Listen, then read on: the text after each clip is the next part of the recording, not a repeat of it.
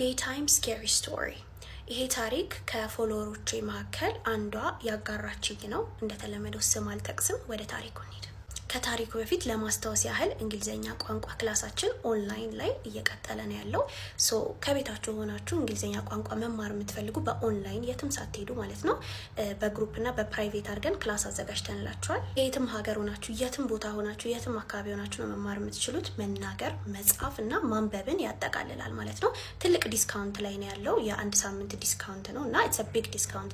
ለግሩፕ ክላስም ለፕራይቬት ክላስም ነው ይሄ ዲስካውንት የተደረገው። ከእናንተ የሚያስፈልጋችሁ ስልክና ኢንተርኔት ብቻ ነው። ሶ መማር ብትፈልጉ ካላችሁ ኢንቦክስ አድርጉልኝ። እንዴት ነሽ ያቡ? ዛሬ የምነግርሽ የፋዘርን ታሪክ ነው። የፋዘር አባት የሚኖርበት አካባቢ ጎረቤት ነበራቸው። የጎረቤታቸው ቤት ሁሌም ስጋ አይጠፋም። አያቴ ደግሞ የቅርብ ጓደኛ ማማቾች ስለሆኑ እነሱ ቤት ያዘወትራልና አንድ ጊዜ ይህንን ስጋ ግን ሁሌ ከየት ነው የምታመጣው ብሎ ጠየቀው።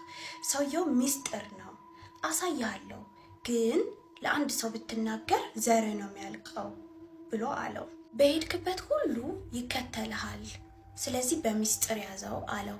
አያቴም ተስማምቶ ይዞት ሄደ። እንደተናገረውም ከሆነ የሄደበትን እንዴትና ወዴት እንደሆነ እንኳን አያውቅም። በብርሃን ቅጽበት ከአካባቢው ይዞት ተሰወረ። ሲሄድም እልም ያለ በረሃ ነበረ። እናም ሰውየው እኛ የምንበላው ስጋ ይሄ ነው ብሎ የሞተ ፈረስ አሳየው። እናም ስምምነት ስለነበራቸው ምንም ሳያረገው ወደ ቤቱ መለሰው። ከዛን የአያቴ ባለቤት ማለትም አያቷ ይመስለኛል ምን ሆነ ነው በዚህ እኩለ ሌሊት የት ሄደ ነው ብላ ጠየቀችው። እሱም ያየውና የሰማውን የሚበሉትንም ስጋ ምን እንደሆነ ነገራት። ከዚያን ቀን በኋላ እቤታቸው ሰላም አጣ። ከትንሽ ቀን በኋላ የመጀመሪያ ልጃቸው ሞተ። ቀን ተቀብሮ አስክሬኑን ግን ማታ በራቸው ላይ አገኙት። አንዴ ብቻ አይደለም ብዙ ጊዜ። እናም እንዳትናገር ብዬሃል ነበር፣ ሙሉ ቤተሰብህን አንተን ጨምሮ ትሰቃያላችሁ፣ ከነዘራችሁ ነው ማጠፋችሁ የሚል ድምጽ ይሰማሉ። እናም የፋዘርን እህቶች እናቱን ሁሉንም ገደለ። አባቴና አያቴ ብቻ ሲቀሩ አባቴን አሁን ወዳለንበት አካባቢ ይዞት ጠፋ እና ይገርምሻል አሁን አባቴ ብቻ ነው የቀረው። ዘር የተባለ ነገር የለንም። አያቴም ሞቷል። ከዛ የሚመጣው መንፈስ ግን ፋዘሬን ይረብሸው ነበረ፣ ያስጨንቀው ነበር። አሁን ግን ይመስገን ደህና ነውና የክፉ መናፍስት ዓለም አፈ ታሪክ ሳይሆን ይህ እውነተኛ ታሪኬ ነው። ማለት ግዴታ የለባችሁም የመብላት በሄዳችሁበት ቦታ ሁሉ ነው ላይክ አትብሉ። ፕላስ ደግሞ የሆነ ነገር ፊል ካደረጋችሁ ከዛ ቦታ እልም ብላችሁ ጥፉ፣ ወይም ደግሞ የቀረበላችሁ ነገር አትንኩት። ጀስት ውስጣችሁን አዳምጡ። የሆነ ነገር ከነገራችሁ ስቶፕ ኢት። Tell me a ghost story that sounds completely unbelievable but is entirely true. I'll go first. So the year is 2006. I feel like my dad may have just gotten out of jail or was home for some time. So, it was a good idea for me to go visit him. So he lived in Stamford, Connecticut, where that house belonged to my great grandmother. My great grandfather served in the army and all those different things as well. The house was it was like a multi-family house and had upstairs, downstairs, and it had different kind of like apartments, but they made it into one. If you know, you know. So I newly just got into the space of MySpace and all those different things at that time. I was 12 years old, by the way, in 2006. So one night I was on MySpace and, at that time, computers wasn't an everyday thing in everybody's house. You seen somebody with a computer, you thought they was rich, whatever the situation. You probably heard of some boys thinking no means yes, but have you ever heard of a guy thinking no means come outside of my house, stare at me through my window, and stand around for an hour? Just me? Oh, okay. Story time on how I rejected this guy and he showed up outside of my house. Okay. Also, this is fake. I don't support businesses that don't like my people, but my business likes everyone, so you should check it out. Anyway, so this happened a couple months ago, and I was gonna tell the story immediately, but I didn't want to encourage him to keep bothering me. So I've known this guy ever since 8th grade. Yeah, it's been a while. And honestly, I had a crush on him for a little bit. And to no surprise, he liked me back. So we started talking, but after a while, he started being really weird and inappropriate. I was like, sorry, but that's a big ick for me. I don't like that. that. So I was like, okay, I think we should break up. Because it's been 2 weeks, and why are you saying... Put you in 7th position for 70 minutes. Side note, I don't know why I was getting so much play when I look like this. So we break up, and then over the course of the next couple of months, he won't stop texting me. It was like, oh, you can't be my friend. No, like what? He kept saying like, oh, we can come outside, like you can hang out. Why would I want to hang out with you? Even though that we weren't talking like trying to be a couple anymore, he kept sending me inappropriate stuff. I'm not gonna say what those things were because it was disgusting, but I'm pretty sure if you use your imagination, you can probably clock what I'm thinking. I literally said, I'm uncomfortable with the way you're talking to me. It was like, okay, my bad. And then 2 days later, he sends me a reel saying that, oh, I do stuff to your pictures. What the fuck? Why would I ever be like, oh, goody? Who would ever want to hear that from a stranger at this point? So I go to high school, I get a boyfriend, and I post him on my story, so I guess he's chilling. Soon as me and that dude are done, guess who shows back up? Hey, Lauren, I just want... Spooky story time. A follower named Kay sent me this story, and we're gonna call it The Babysitter. So this story is kind of messed up. Kay says that as she was growing up, her parents worked a lot and they hired a babysitter to come take care of her while they were at work, or if they needed to go grocery shopping and do stuff like that, she was always there taking care of her. And Kay says that over time, her parents started to notice really weird things happening to her, kind of like her hair was getting shorter, she was having really bad nightmares, bad dreams, she couldn't sleep, she could barely eat, random red marks were appearing, like it was just very bizarre. And Kay said that her parents thought that these things were happening for no apparent reason, but Kay was very small, and when weird things were happening to her or weird things were being done to her, she didn't really understand what was going on. She says that her dad is very protective of her. We love that. And he lied, and he told the babysitter, hey, I need you to come to the house, I need you to watch Kay for me, I have a few errands to run. And the babysitter was like, okay. So he pretends to leave, parks the car on the side of the road, runs, and he's just peeking through the window. He's like, I know something's up. Something is up and I need to get to the bottom of this. So as he's looking through the window, he sees that Kay is sitting down watching TV, and this babysitter is cutting like pieces of her hair and is putting it in like a napkin and like rolling it up. And dad wasted absolutely no time. He barged in there, losing his mind, questioning the babysitter. Come to find out that this whole time that she had been the babysitter for Kay, she was working black magic on her. Obviously, Kay's parents are livid. They kick her out immediately. They even contacted a Christian priest to kind of help her get rid of the negativity, all the bad energy. And Kay says that with time, it did start to get a little bit better. She was slowly able to eat again. She was getting longer nights of sleep. She was slowly feeling more like herself. But as she's older now, she says that she still feels this sense of dread, like this heaviness or something always behind her. She doesn't know how the witch world works, how black magic works. She doesn't know if things can truly be taken away from her, if she can get rid of whatever was done to her. But this was years ago, and like I said, she says that she can constantly feel something. So if any of you have any type of knowledge when it comes to this side of the world, please write it in the comments because she will be reading them. And honestly, for a grown adult to be doing something like this to a child, like that is sickening. But thank you so much to Kay for sending me this spooky story. As always, if you guys have any other stories that you'd like for me to read, please send them via DM or email. And if you guys like all things spooky, all things scary, and all things paranormal, make sure you follow.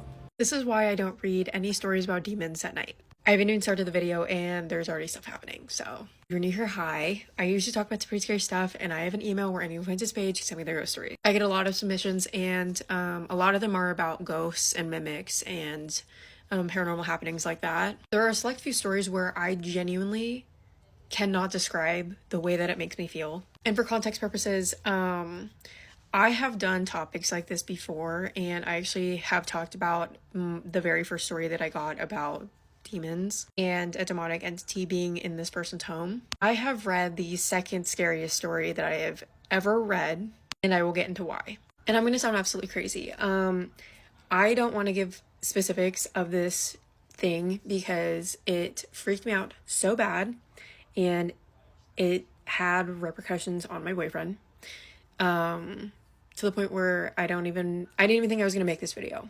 But I do think it's important to talk about how talking about things like this can conjure this stuff to happen. But anyways, I've never talked about this sensation that I feel ever, but sometimes when I talk about very specific stories, it's not all the time, it's with very select stories, I feel like there is something there. And I have chills even talking about this, but I felt like with this very specific story, that there was something in the corner of the room I film in watching me. And I've had this feeling before. Sometimes I'm just psyching myself out. I know that. And I'll be very open about something. I get scared talking about certain topics because it just freaks me out. But I could not shake the feeling of, and I'm like looking over there, I could not shake the feeling of these yellow eyes staring at me. Now, not like glowing yellow eyes like a wolf, like, no, human eyes, but they're yellow, like bright yellow. And I've never ever thought about that. I've never felt like that, and I've never thought about somebody with eyes that color. And after I was done filming, I literally, it was like it didn't go away. It was still there. I could still feel it. I felt like it was watching me still. So I called my boyfriend in and I'm like, hey, this is what's going on.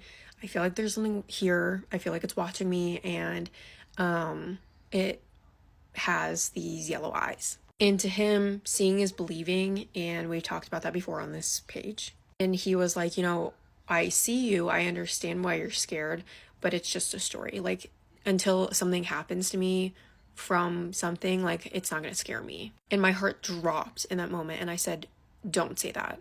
And to me, in my brain, the moment you say something like that, something will happen to you. So after the conversation, I took myself in, but I just cannot shake like why I was imagining this person with yellow eyes. So I just look up, I saw a woman with yellow eyes, blah, blah, blah, blah.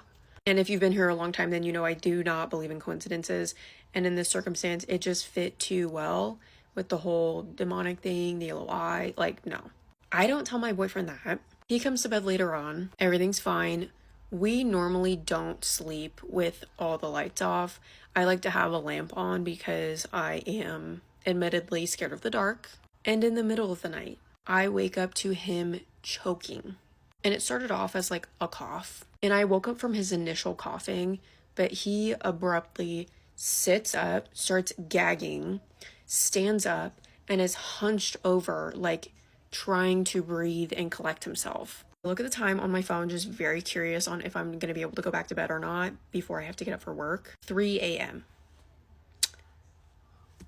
And the next day I text him at work and I'm like, hey, not to scare you, but I did look up what that meant and blah, blah, blah, blah. And it just freaked both of us out. But yeah, that has been my experience for the last couple of days. That's kind of why I haven't really been making videos. It really freaked me out. But anyways, that's going to do it for me. Stay tuned for more stories. This is easily my scariest experience. A follower named Charlotte sent me this spooky story, and we're going to call it Under the Bed. Charlotte is from the UK and she vividly remembers this experience. She says she was about 17 years old and it was summertime. Being the oldest, she would help her mom a lot with her chores, and this specific day, her mom was cleaning her sister's room, so she thought she'd help her clean her brother's room. She had 3 brothers and they all shared the same room. She walks in, 2 of her brothers are sitting on top of the bed playing video games while the third is laying under the bed playing on the phone, and she says that this was very normal and he did this very often. She could see his feet peeking out from under the bed, so she's like, whatever. She slowly starts to pick up their room. She goes towards the window, picks up the blinds, and she notices that the blanket from the bed is being dragged under, and her little brother kind of like rolled himself around the blanket. She continues to clean the room, then she needs to make the bed. So she tells her brothers, okay, I need y'all to get out so I can do the bed. The 2 brothers that were sitting on top of the bed go outside.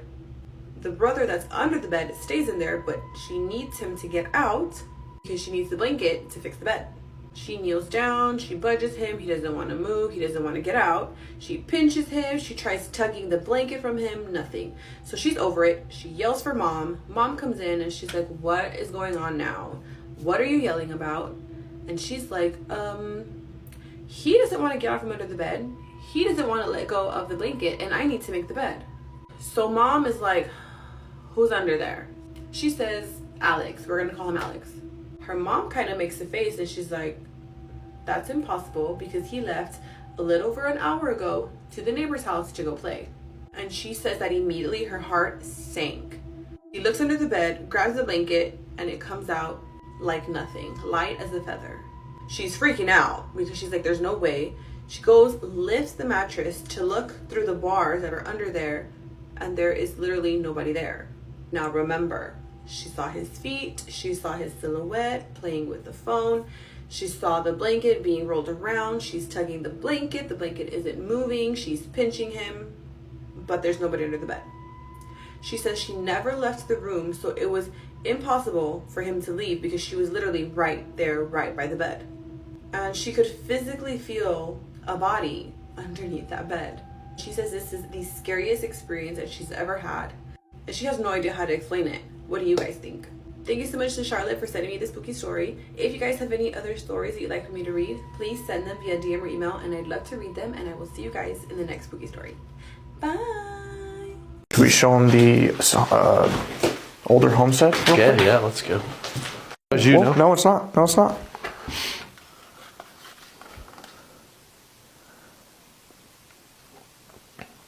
Was that you? Yeah, that's on either side. They went to both. Yeah. Get unready with me while I tell you about how I lived in the most haunted house and next to literal witches for 10 years. Let me explain. I moved to South Carolina when I was about 2 years old, and we found this really cute house at a really good price, and so we were like, hey, it's cold in the north, we need to move down south. This is a nice house, it was a nice neighborhood, and we were like, let's do it. This house seemed perfect at the time. It was big, it was pretty, the neighborhood was nice, there was a pool in the neighborhood, and the people around seemed really friendly, so everything was good. However, very quickly, we started realizing there was a lot of weird stuff happening at this house. Literally so many creepy things happened that I could probably make like 10 story times, but I'm gonna try to tell you guys just the most like interesting ones that I remember. Because again, when we moved here, I was 2 years old, so I don't really remember things happening until I was about 6. So the very first thing that happened, I don't remember because I was 2, but my family has like told me about. So apparently while we were literally like moving in, like bringing boxes into the house, my brother saw a woman standing in the laundry room. Obviously there was not an actual woman there. And my parents were like, okay, like stop making up stories. He was probably 8 at the time. And then my dad went on to see that exact same woman like 2 weeks later. I'm gonna go in chronological order of the things that I remember happening, but there's a lot, so I may have to make like more stories or more parts if y'all want to hear about all of it. Okay, so for the next story, I am 4 years old at this point, and my mom is a nurse. That's kind of a key detail here. So because she was a beginning nurse, they would give her really weird hours and really weird shifts. This happens to a lot of nurses when they first start. You get kind of the crappy shifts. Well, there was one point in time where she would get off of work at like 11, which was a really weird thing, and it was 11 at night. So I was asleep and my brother was asleep because, mind you, I was 4 and he was 10. So there was one point where my mom came home from a really late shift. It was like 11:30. Sorry, I like messed up my words. So me and my brother are both asleep upstairs, and the bathroom that we all share is the upstairs bathroom, and it is connected to my room. That's a key detail. We used this one because my parents slept upstairs for a lot of my life because me and my brother were young and they wanted to be near us in case we needed them. So we all used that bathroom. Well, my mom had gotten home from work and she went to go take a shower. And she said that she was in the shower and she kept hearing a little girl giggling, like right outside the shower. And she was not like tripping, like she knew what she heard. However, she wasn't like scared because she literally thought it was me because this bathroom was connected to my room and she thought I just like woken up and was like peeking in at her or something and like giggling. So she literally pulls the curtain and says, "Sadie, stop." And there's nobody there. That story is so creepy to me to this day because a little girl giggling while you're in the shower late at night and everybody's asleep? No. No. Okay, next one. I'm probably 7 at this point when we get some new neighbors. These people are so weird. Like, mind you, this is a normal neighborhood. These people were not normal. These people were the kind of people who did not keep up with their house at all, which, you know, sometimes that's just how it is. But these people, they would never come outside. Like, we never saw them outside. and they were self-proclaimed witches. They would practice witchcraft in their house. And if you're like, okay, let them do what they want, yeah, it's fine. That's their life. They can do that. But apparently when they got moved out of their house, it got foreclosed because I guess they weren't paying money for it.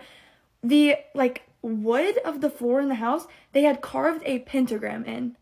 Yeah. And we lived right next to them.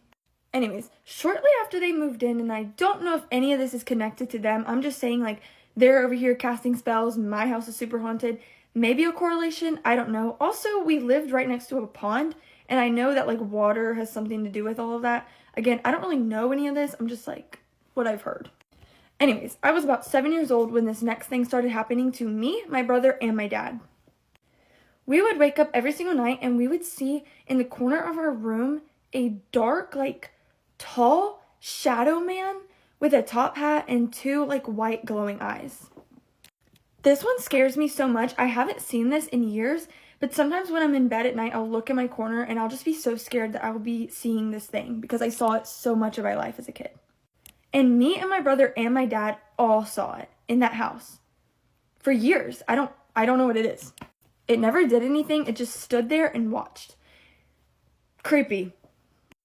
Okay, this is what happens when I'm about 8 years old. So me and my brother had just gotten into a fight, like we were pushing each other, screaming, you know. Do any of you live next to a cemetery? And if so, have you experienced anything paranormal? This guy says that he lives next to a cemetery and him and his wife were going to bed. Out of nowhere, they start hearing the craziest of screams, like one after the other. They both get close to the window to see if there was anybody on the road that may need help. Thankfully, they had those like public lights outside, and he says that there was nobody in the street, but they both realized that those screams were coming from the cemetery. When they both faced the cemetery, they said that they could see almost like balls of fire falling down to the ground in the cemetery. He says that he immediately took his wife away from the window and told her to not look, let's close the windows and just go to bed. The following day, the wife went outside to sweep the sidewalk when she noticed a lot of her neighbors gathered in a circle. She says that they ended up calling her to them and asked if they had heard the screamings coming from the cemetery. She did end up telling them what she had seen and heard, and she says that one of her neighbors said, "Oh my gosh, I think they're back." The neighbor says that her mom had told her a very long time ago that the cemetery is where some of the witches would gather. So the witches were back. By the way, this is in Mexico, and this guy and the wife live next to the cemetery and says that they don't have AC. So it was one of those like hot summer nights where he goes and he opens the window, opens the curtain because it's really hot and he couldn't even fall asleep. He says that when he opens up the curtain, he sees two little girls playing in the cemetery. But it was really, really weird because he says that he can see them running, talking, like moving their mouths and laughing. However, he could hear nothing. It was almost as if he got a control and put mute on those girls. He says that he immediately closed the windows, closed the curtain, did not care that he was hot, and went to bed. Let's read some scary stories about skinwalkers. Yes, I'm going to say the word for the video. That being said, I claim no negative energy from these stories, from this video. Yes, I have the lights on. I have the volume on the TV on just for some background noise. Anyway, I found some stories on Reddit, and the last one is probably the best one. My grandmother on my mother's side has always been very superstitious.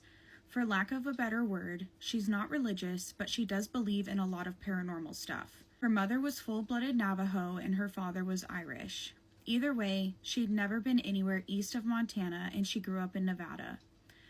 One year, when I was in grade school, we went to visit her. Most of the visit was pretty uneventful, typically boring old people stuff, except she always kept her curtains drawn shut and would always peek out the window, and when someone asked what she was doing, she would simply reply, "Yenel Delushi is watching me."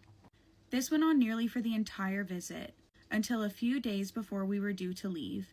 My grandma and my baby brother were in the front yard that evening, planting flowers, when all of a sudden, my grandmother starts shouting at my baby brother, "Stay away from that creature, it's not safe." Of course, being in Nevada, we all assumed that my baby brother found a scorpion or a rattlesnake, so we all run outside to see my grandmother clutching my little brother and shaking in terror against the side of the house. Standing out in the yard was a large black Great Dane-sized dog. It was staring at my grandmother with intensity I'd never seen before. It looked up at us, gave a little huff, and bounded off.